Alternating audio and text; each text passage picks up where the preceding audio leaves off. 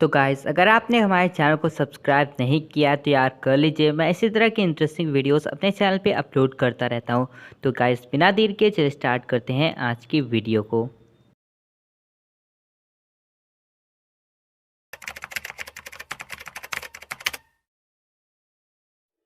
Caspar जो रहता है उस प्लैनेट पे पहुंच जाता है जहाँ पे भविष्यवाणी हुई थी। और हम लोग देखते हैं कैस्पर की स्पेसशिप जो रहती है वो उस प्लैनेट के सरफेस पे लैंड होती है। और लैंड होने के बाद हम लोग देखते हैं उसमें से कैस्पर, परमैन और बर्डमैन निकलते हैं। और कैस्पर के पीछे कैस्पर की पूरी आर्मी भी आती है। तभी जो कैस्पर रहता है वो बर्डमैन से पूछता है कि बर्डमैन, तुम हमें बताओ ये भविष्यवाणी कहाँ हुई थी और हमें ले चलो। और हम लोग देखते हैं मजबूरी में बर्डमैन जो रहते हैं वो कैस्पर को उस जगह ले जाते हैं जहाँ पे भविष्यवाणी हुई थी। एंड हम लोग देखते हैं बर्डमैन जो रहते हैं वो आगे आगे चल रहे थे और पीछे पीछे कैस्पर, परमैन और उसकी आर्मी आ रही थी। कुछ देर चलते चलते एक ऐसी जगह थी जहाँ पे बहुत ज़्यादा रोशनी थी, बहुत ही ज़्यादा रोशनी थी। तभी बर्डमैन जो रहते हैं वो कैस्पर से कहते हैं, कैस्पर ये रही वो जगह जहाँ पे भविष्यवाणी हुई थी।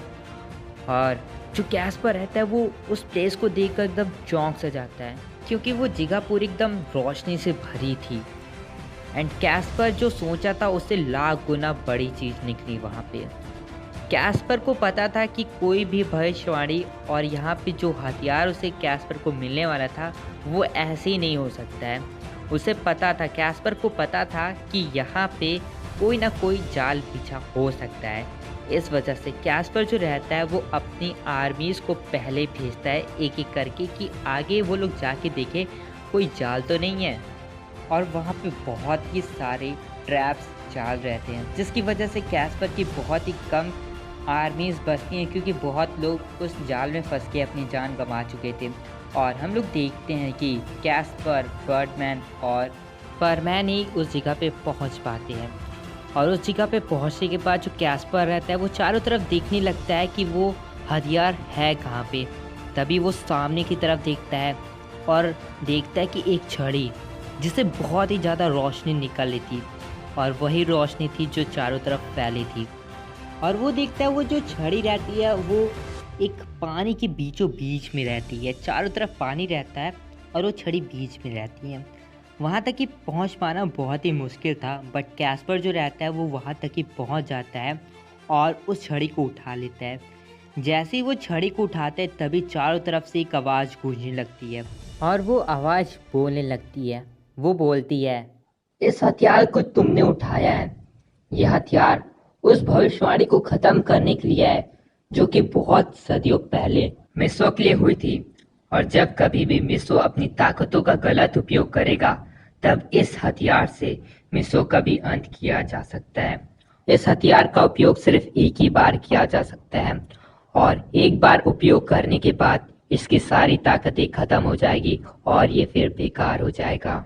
इतना ही सुनने के बाद कैस्पर जो रहता है वो हथियार अपने हाथ में उठा लेता है और उठाने के बाद बहुत तेज तेज हंसने लगता है।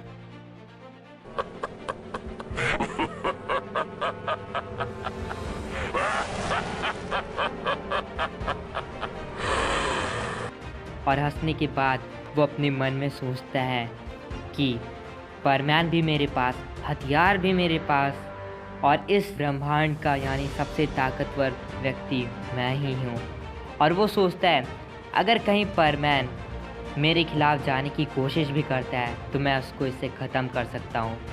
और इतना ही सोचने के बाद फिर से कैस्पर जो रहता है वो हंसने लगता है और हंसते ही हंसते वो लोग उस प्लैनेट को छोड़ देते हैं। दूसरी तरफ हम लोग देखते हैं कैस्पर की जो सेकेंड टीम रहती है जो बर्ड प्लैनेट को तबाह करने के लिए आई रहती है वो बर्ड प्लैनेट पे आ जाती है। और हम लोग देखते हैं सुमीरे को एक अपग्रेडेड वर्जन वाला परमैन सूट मिल गया था और वो उस सूट को पहन लेती है। और पहनने के बाद सुमीरे जो रहती है वो सेंटर में खड़ी रहती है और अगल बगल नोबिता, शिजुका, जियान, सुनियो खड़े रहते हैं। और हम लोग देखते हैं जो स्पेसशिप रहती है वो बर्ड प्लैनेट पे अटैक करना स्टार्ट कर देती है।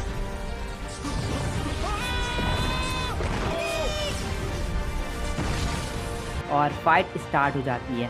हम लोग देखते हैं सुमीरे और जियान, सुनियो, नोबिता, शिजुका और बर्ड प्लैनेट के जितने भी लोग रहते हैं वो पूरी ताकत से उस स्पेसशिप से लड़ते हैं और हम लोग देखते हैं बहुत लोगों को डैमेज होता है, यहाँ तक कि सुमीरे को भी बहुत ही डैमेज होता है, उसके सूट को भी बहुत डैमेज होता है। जियान, सुनियो, शिजुका, नोबिता को भी बहुत ज़्यादा चोटें लगती हैं इसमें। बट यहाँ पे डोरेमोन का अभी भी कहीं भी पता नहीं था और हम लोग देखते हैं सुमीरे जो रहती है वो अपनी फुल पावर से लड़ती है उस स्पेसशिप से। सुमीरे के पास बहुत ही ज़्यादा एक्सपीरियंस रहता है क्योंकि वो पहले परमैन रह चुकी थी। और हम लोग देखते हैं सुमीरे जो रहती है वो अपनी पूरी ताकत के साथ, सभी लोग अपनी पूरी ताकत के साथ लड़ते हैं और उस स्पेसशिप को गिरा देते हैं, उस स्पेसशिप को ख़त्म कर देते हैं। और हम लोग देखते हैं जितने भी बर्ड प्लैनेट के लोग रहते हैं वो जश्न मनाने लगते हैं कि ओ हम लोग जीत गए, जीत गए। और सुमीरे भी जो रहती है वो थोड़ा खुश होती है ये सब देख कर कि चलो हम लोग बच गए। और जियान, सुनियो, नोबिता, शिजुका भी वो लोग भी रिलैक्स कर रहे होते हैं। तभी उस स्पेसशिप का एक बंदा जो रहता है वो अभी भी जिंदा रहता है। तो वो क्या करता है, वो जल्दी से कैस्पर को कॉल लगाता है और कॉल करके ये बताता है कि सरदार, बर्ड प्लैनेट के जितने भी लोग थे वो बहुत खतरनाक निकले। उन लोग ने हमारी स्पेसशिप को खत्म कर दिया और मैं इस स्पेसशिप का आखिरी बंदा बचा हूँ। सरकार, हमारी मदद करिए। कैस्पर को ये सुनकर बहुत ही तेज गुस्सा आने लगती है। अब वो डिसाइड कर लिया था कि अब वो बर्ड प्लैनेट को नहीं छोड़ेगा, अब उसे पूरा ख़त्म कर देगा। और हम लोग देखते हैं कैस्पर जो रहता है वो अपनी पूरी सेना से क्या देता है कि तुम लोग बर्ड प्लैनेट पहुंचो, आज हम बर्ड प्लैनेट को नहीं छोड़ेंगे, आज उसे ख़त्म कर देंगे। और कैस्पर जो रहता है वो अपनी आधी सेना के साथ बर्ड प्लैनेट के लिए चला जाता है।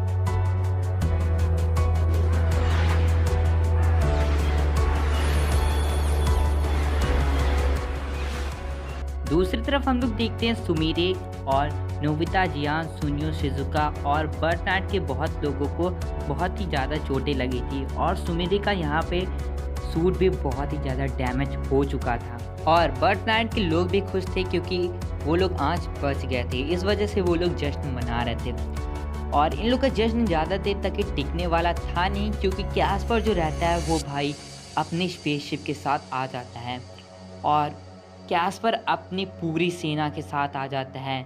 और इतनी ज़्यादा स्पेसशिप रहती है, इतनी ज़्यादा स्पेसशिप रहती है कि पूरा आसमान भर जाता है सिर्फ स्पेसशिप से ही। और ये सब देखकर बर्ड प्लैनेट के लोग जो रहते हैं वो अब समझ गए थे कि आज वो लोग नहीं बचेंगे, पर फिर भी उनको फाइट करनी थी। तो हम लोग देखते हैं सुमीरे जो रहती है वो फिर से खड़ी हो जाती है और नोबिता, शिजुका, जियान, सुनियो वो भी लोग खड़े हो जाते हैं और बाकी सारे बर्ड प्लैनेट के लोग जो रहते हैं वो लोग जान चुके थे कि अब वो बच नहीं पाएंगे, बट आखिरी फाइट के लिए वो भी लोग रेडी हो जाते हैं। और पूरे आसमान में स्पेसशिप हर तरफ स्पेसशिप थी, हर तरफ। और हम लोग देखते हैं तभी पीछे से डोरेमोन आता है। डोरेमोन के साथ साथ पाइन वूबी भी आते हैं और उसके पीछे पाको और परमैन भी आते हैं।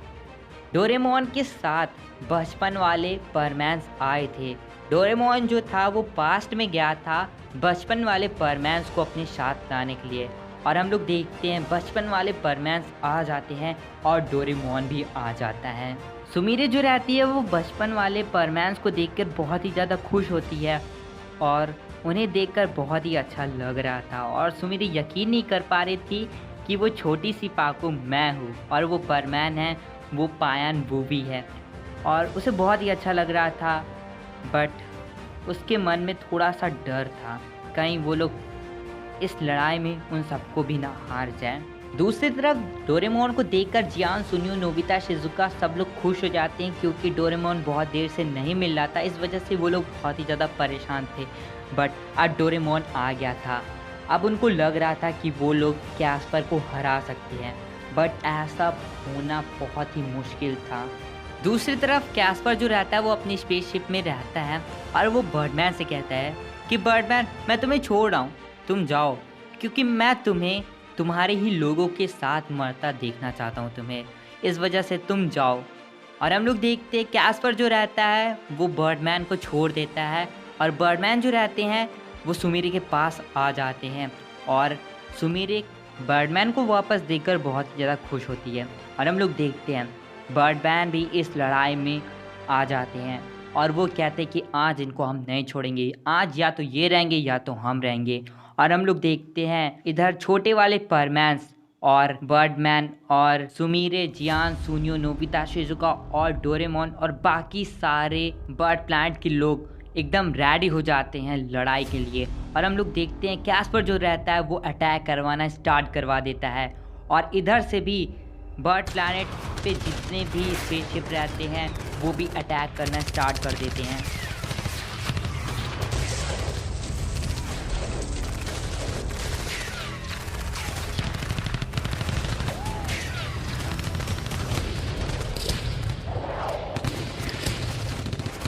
इस लड़ाई में बहुत ही ज़्यादा लोग मरते हैं, बर्ड प्लैनेट की तरफ से भी और कैस्पर की तरफ से भी। और हम लोग देखते हैं सभी लोग अपनी पूरी दम लगा रहे थे, छोटे वाले परमैन्स भी, सुमीरे भी और डोरेमोन, नोबिता, शिजुका सारे लोग पूरी मेहनत कर रहे थे। इस लड़ाई में बहुत लोग मरते हैं। दूसरी तरफ हम लोग देखते हैं परमैन जो रहता है वो कैस्पर की शिप से उतर जाता है और बर्ड प्लांट के सरफेस पे आ जाता है। और बर्ड प्लांट के सरफेस पे आने के बाद वो बर्ड प्लांट की स्पेसशिप को तबाह करने लगता है। दूसरी तरफ हम लोग देखते हैं जो सुमीरे रहती है वो परमैन को देख रही होती है कि परमैन क्या कर रहा है, और वो देखती है कि परमैन एकदम खाली खड़ा है, मतलब उसके आसपास कोई नहीं है। तो सुमीरे के पास एक अच्छा मौका था, वो परमैन के पास जाती है। और हम लोग देखते हैं सुमीरे जो रहती है वो मिस्सो के पास आ जाती है और वो मिस्सो से कहती है कि मिस्सो तुम मुझे नहीं पहचाने, मैं सुमीरे होशिनो। हम लोग देखते हैं मिस्सो जो रहता है वो सुमीरे का हाथ पकड़ के सुमीरे को ढकेल देता है, बट सुमीरे फिर भी क्या करती है, वो मिस्सो को अपने बारे में याद दिलाने की कोशिश करती है, बट फिर भी मिस्सो जो रहता है वो सुमीरे को ढकेल देता है। फिर सुमीरे मिस्सो के पास आती है और अपने बारे में बताती है, और इस बार मिस्सो जो रहता है बहुत ही गुस्से में आ जाता है। अब वो डिसाइड कर लेता है कि आज वो सुमीरे को ख़त्म कर देगा। और क्योंकि मिस्सो को कुछ पता नहीं रहता है कि सुमीरे कौन है, क्या है, कुछ नहीं पता है, तो उसको बेझिझक वो उसे ख़त्म करने वाला था। तभी जो सुमीरे रहती है वो मिस्सो के सामने एक ब्लैक बॉक्स रख देती है जो कि मिस्सो ही ने सुमीरे को दिया था। उस ब्लैक बॉक्स को देख के मिस्सो सुमीरे को मारने वाला था, वो रुक जाता है। मिस्सो को कुछ धीरे धीरे सुमीरे के बारे में याद आने लगता है। तभी सुमीरे क्या करती है, उस ब्लैक बॉक्स को खोल के उसमें जो चीज़ पड़ी रहती है वो निकालती है, और उसमें बेसिकली एक लॉकेट रहता है। जो लॉकेट सुमीरे हमेशा अपने गले में पहने रहती है वो मिस्सो ही ने दिया था। एंड वो लॉकेट निकालने के बाद वो मिस्सो को दिखाती है, और उस लॉकेट को देखने के बाद मिस्सो को सारी चीज़ें धीरे धीरे याद आने लगती है कि मिस्सो कौन है, वो खुद कौन है, मतलब कि वो कौन है, वो कैसे परमैन बना, वो कैसे कैस्पर के चंगुल में फंस गया। ये सारी चीज़ें मिस्सो को याद आने लगती है, और थोड़ी देर में मिस्सो को सारी चीज़ें याद आ जाती है और वो सुमीरे को पहचान जाता है। और हम लोग देखते हैं मिस्सो जो रहता है वो सुमीरे को गले लगा लेता है, और हम लोग देखते हैं सुमीरे भी मिस्सो को गले लगा लेती है। एंड सुमीरे मिस्सो को वापस पाके बहुत ही ज़्यादा खुश होती है, और मिस्सो सुमीरे को बहुत देर तक ही गले लगाए रहता है। दूसरी तरफ हम लोग देखते हैं बर्ड प्लांट के जितने भी लोग रहते हैं, और डोरेमोन, नोबिता, शिजुका, जियान, सुनियो और बर्ड मैन, वो देखते हैं सुमीरे और मिस्सो को। वो दोनों एक दूसरे को हक किए रहते हैं, और सबको पता चल जाता है कि मिस्सो की याददाश्त वापस आ चुकी है, उसे सब कुछ याद आ गया है। और वो लोग बहुत ही ज़्यादा खुश हो रहे थे कि अब वो लोग बच सकते हैं। और हम लोग देखते हैं बर्डमैन जो रहते हैं वो मिस्सो के पास आते हैं और मिस्सो को वापस देकर बहुत ही ज़्यादा खुश होते हैं। बर्डमैन जो रहते हैं वो मिस्सो को बर्डमैन सेट देते हैं और उसे एक डिस्क देते हैं, क्योंकि मिस्सो बर्ड प्लैनेट पे बर्डमैन ही बनने गया था और वो ट्रेनिंग कंप्लीट भी कर चुका था। इस वजह से बर्डमैन उसे एक बर्डमैन सेट देते हैं और एक डिस्क देते हैं। और हम लोग देखते हैं ये सब पाने के बाद मिस्सो अपने सेट को पहनता है और डिस्क पे बैठता है और कैस्पर की बजाने के लिए निकल लेता है। मिस्सो बहुत ही तेज़ी से कैस्पर की सारी स्पेसशिप को ख़त्म करते जा रहा था, बहुत तेज़ी से, और इसी तरह चलता रहता तो कैस्पर की सारी शिपें ख़त्म हो जाती। और हम लोग देखते हैं कैस्पर को तभी पता चलता है कि मिस्सो को सारी चीज़ें याद आ गई हैं, और इस बात का कैस्पर को डर रहता है और वो देखता है मिसो जो है उसकी सारी स्पेसशिप को ख़त्म करते जा रहा है, वो भी बहुत ही तेज़ी से। और जिसे देखकर कैस्पर डर सा जाता है कि कहीं मिसो उसे भी ख़त्म ना कर दे। अब कैस्पर के पास बस एक ही ऑप्शन बचता है और वो ऑप्शन था परमैन को ख़त्म कर देना, पूरी तरीके से ख़त्म कर देना, यानी परमैन को मार देना। और कैस्पर वैसे ही करता है। कैस्पर अपनी स्पेसशिप की छत पे आ जाता है और आने के बाद उस हथियार को परमैन के ऊपर चलाता है और चलाने के बाद उसका शॉट परमैन को लगता भी है और परमैन ज़मीन पे गिर जाता है। और हम लोग देखते हैं कैस्पर जो रहता है वो अपनी स्पेसशिप की छत पर से ही हंसने लगता है और बहुत तेज तेज हंसने लगता है।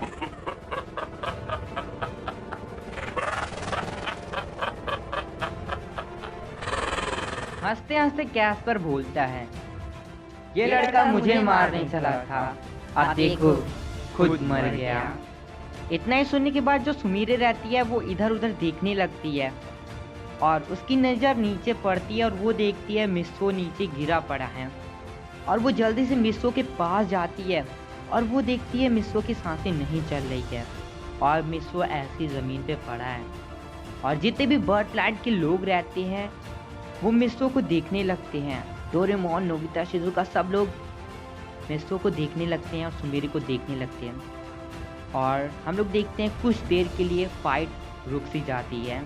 दूसरी तरफ कैस्पर जो रहता है वो हथियार चला चुका था और हथियार सिर्फ एक ही बार चलाया जा सकता था, तो कैस्पर उस हथियार को फेंक देता है और फिर से अपनी स्पेसशिप में आ जाता है और देखता है कि बाहर क्या तमाशा चल रहा है। बाहर की तरफ हम लोग देखते हैं बर्ड प्लांट के जितने भी लोग रहते हैं वो सुमीरे और मिसो को घेर लेते हैं और उस घेरे के अंदर सुमीरे और मिसो ही रहते हैं। सुमीरे जो रहती है वो मिसो का हाथ पकड़ के रो रही थी क्योंकि मिसो मर चुका था और यहाँ पे कंफर्म था कि मिसो की डेथ हो चुकी थी। बर्ड प्लांट के जितने भी लोग रहते हैं वो सब रो रहे थे, छोटे वाले परमैन्स भी रो रहे थे, डोरेमोन, जियान, सुनियो, नोबिता, सुमीरे सब और बर्डमैन सब लोग रो रहे थे क्योंकि उनको पता था कि उनको इस संकट से सिर्फ परमैन यानी मिसो ही बचा सकता था, बट उसकी भी डेथ हो चुकी है। सब लोग रो ही रहे थे और सुमीरे बहुत ही ज़्यादा रो रही थी, बहुत ज़्यादा, क्योंकि वो अब अपने इमोशंस को कंट्रोल नहीं करना चाहती थी और बस वो रोती ही जाती है, रोती ही जाती है।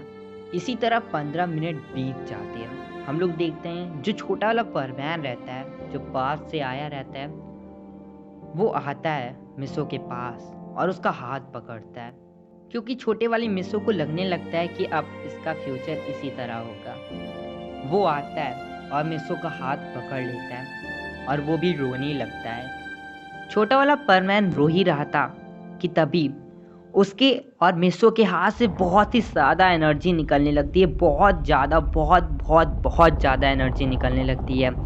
और ये इतनी ज़्यादा एनर्जी निकलती है, इतनी ज़्यादा एनर्जी निकलती है कि पूरा बर्ड प्लैनेट एकदम रोशन सा हो जाता है, इतनी ज़्यादा एनर्जी निकलती है। और ये एनर्जी निकलती ही जाती है और निकलते निकलते हम लोग देखते हैं एक ब्लास्ट सा होता है एक एनर्जी का। सब लोग पता नहीं कहाँ कहाँ दूर दूर जाके गिरते हैं सारे लोग और वो प्लेस एकदम खाली हो जाता है जहाँ पे मिसो की डेथ हुई थी। और हम लोग देखते हैं कि जब धूल हटती है तो बर्ड प्लांट के जितने भी लोग रहते हैं, सुमीरे, मिसो, डोरेमोन, सब लोग देखते हैं वहाँ पे मिसो नहीं रहता है, वहाँ पे मिसो गायब रहता है, उस जगह से गायब रहता है। और बर्ड प्लांट के जितने भी लोग रहते हैं वो लोग ऊपर देखते हैं तो वो लोग देखते हैं मिसो जो है वो हवा में है, बट उसके पास कोई भी बर्डमैन सूट या फिर परमैन सूट नहीं है, वो अपनी पावर से हवा में है। और ये सिर्फ एक चमत्कार ही हो रहा था और इस चमत्कार के बारे में किसी को भी नहीं पता है, किसी को भी नहीं पता है। मिसो जो रहता है वो अपनी ताकतों से उठता है और उसको अपनी ताकतों के बारे में एहसास हो जाता है कि वो कितना ज़्यादा ताकतवर है। मिसो ने अभी तक ही अपनी आंखें नहीं खोली थी, वो हवा में था तभी। और हम लोग देखते हैं मिसो अपनी आंखें खोलता है और उसकी आंखों में जैसे आग सी उठती हो और वो आंखें खोलता है अपनी और उसके सामने कैस्पर की शिप रहती है। कैस्पर मिसो को देखता है और कैस्पर जान जाता है कि वो आँच नहीं बचने वाला है। मिसो की बॉडी से बहुत ही ज़्यादा एनर्जी निकल रही थी, बहुत ही ज़्यादा। और वो बस एक हाथ उठाता है और उसके हाथ से इतनी ज़्यादा एनर्जी निकलती है, इतनी ज़्यादा एनर्जी निकलती है कि सिर्फ एक ही बार पे मिसो जो रहता है वो कैस्पर की पूरी सेना और कैस्पर को ख़त्म कर देता है, बस एक ही बार में। मिसो इतना ज़्यादा ताकतवर था भविष्यवाणी के हिसाब से, आज पता भी चल गया।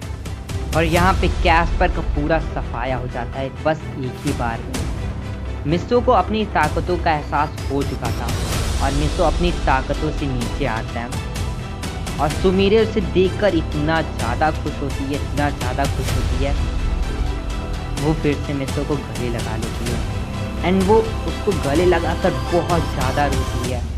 और हम लोग देखते हैं कि बर्ड प्लांट के जितने भी लोग रहते हैं वो सब लोग मिसो को गले लगा लेते हैं, सब लोग पकड़ लेते हैं। और पकड़ने के बाद मिसो से बहुत ही ज़्यादा एनर्जी रिलीज़ होती है फिर से, और बर्ड प्लांट पे सब कुछ पहले जैसा हो जाता है, सारी चीज़ें ठीक सी हो जाती है, सब कुछ अपने जैसे चल रहा था वैसे हो जाता है।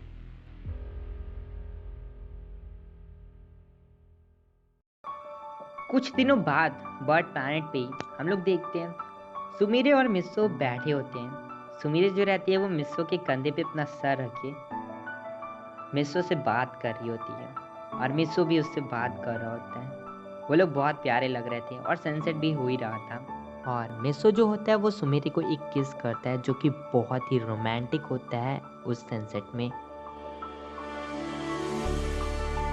कुछ दिनों तक ही मिस्सो, सुमीरे और छोटे वाले परमैंस और डोरेमोन और नोबिता शिजुका सब लोग बर्ड प्लैनेट पे ही रहते हैं। और कुछ दिनों बाद फिर से वो लोग अपनी पृथ्वी पे आ जाते हैं। इस बार पृथ्वी पे सुमीरे अकेले नहीं आई थी, मिस्सो भी उसके साथ था। एंड हम लोग देखते हैं छोटे वाले परमैंस की मेमोरीज को इरेज कर दिया गया था, जितना भी इंसिडेंट्स अभी तक ही हुआ था बर्ड प्लैनेट पे, इस वजह से क्योंकि उन्हें कुछ भी भविष्य के बारे में ना पता चल पाए, जिसकी वजह से इनका फ्यूचर जो है वो बिगड़ जाए। तो इस वजह से छोटे वाले परमैंस की मेमोरीज को इरेज कर दिया जाता है और फिर से उनको अपनी टाइमलाइन में भेज दिया जाता है। उसके बाद हम लोग देखते हैं सुमीरे जो रहती है वो मिस्सो के साथ खुशी खुशी रहने लगती है और यहाँ पे इस स्टोरी की हैप्पी एंडिंग हो जाती है। तो गाइस यार ये मूवी यहीं पे ख़त्म होती है। और गाइस इस मूवी में बहुत ही ज़्यादा मेहनत लगी थी। इस मूवी को बनाने में मुझे 1 महीना लग गया, पूरा 1 महीना। एंड गाइस यार बहुत ही ज़्यादा हार्ड वर्क करना पड़ा था 20-20 मिनट की मूवीज़ बनाने के लिए। तो यार चैनल को सब्सक्राइब कर लेना। और इस वीडियो पे हम लाइक एम रख रहे हैं 5K लाइक्स का।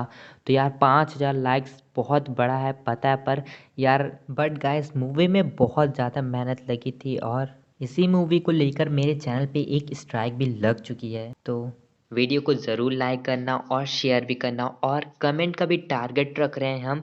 और आप लोग पूरे 1000 कमेंट करके बताना कि ये मूवी आपको कैसे लगी। और यार कमेंट कर दो आपको इस मूवी में कौन सा पार्ट सबसे अच्छा लगा, क्या मज़ेदार था, ये सारी चीज़ें लिख दो यार। मुझे 1000 कमेंट्स चाहिए अपनी इस वीडियो पे। तो यार हमें इंस्टाग्राम पे भी फॉलो कर लेना। तो मैं मिलता हूँ आपको नेक्स्ट वीडियो में, तब तक के लिए बाय बाय।